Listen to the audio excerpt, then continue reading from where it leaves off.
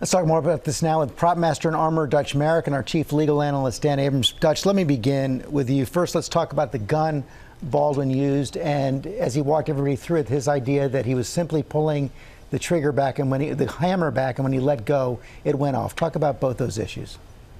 Well, the function of the trigger is to release the hammer, and so the hammer was essentially released. Was it his finger, it slipped from his thumb, or the trigger? The hammer is designed on those guns to have a halfway stop point, sort of a safety, if you will. So when you pull it all the way back, it's supposed to catch, and if for some reason it doesn't, it should stop at the halfway point, which leads me to believe was the gun not functioning properly. But again, the point of the trigger is all the trigger does is release the hammer. So if he released the hammer on itself, that may have set off the round. So it's possible. His claim is possible, is what you're saying. It is possible. And Dan, legally, Baldwin said to me he's not worried about charges. Is he right not to be worried? Well, he may be right legally, but it's not a good thing for him to say. Meaning the investigation is ongoing, and he's basically saying, well, I have sources on the inside who are saying I'm not going to get charged criminally.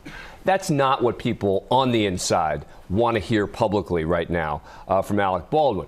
You also see the sheriff making a public statement that seems to be contradicting what Baldwin had said about how the gun could have gone off. So the last thing he wants right now is in any way, shape, or form to be at odds with the authorities. Dutch, let's talk about the protocols for checking the gun. I mean, our team and I did a lot of research ahead of this interview, and there doesn't appear to be a set, standard, codified protocol for what the actor should do. When you're an armorer on set, what is your best practice? Our best practice, we have a chain of custody that the armorer handles the gun from start to finish. It goes right into the actor's hands, only between us and the actor. Nobody else should be involved. So no first assistant director as we had in this situation. Yeah, they shouldn't be inserting themselves in that process. They can oversee it. They can take a look at the dummy rounds or check the gun that it's empty under the supervision of the armorer, but there's a relationship between the armorer and the actor.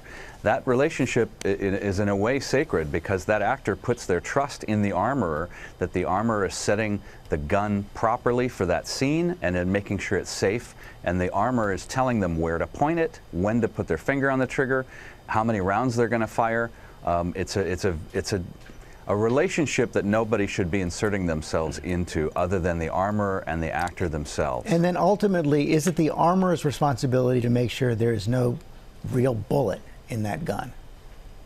For sure, absolutely. The armorer is responsible to provide the blank rounds, the dummy rounds, and there should never be any real rounds whatsoever.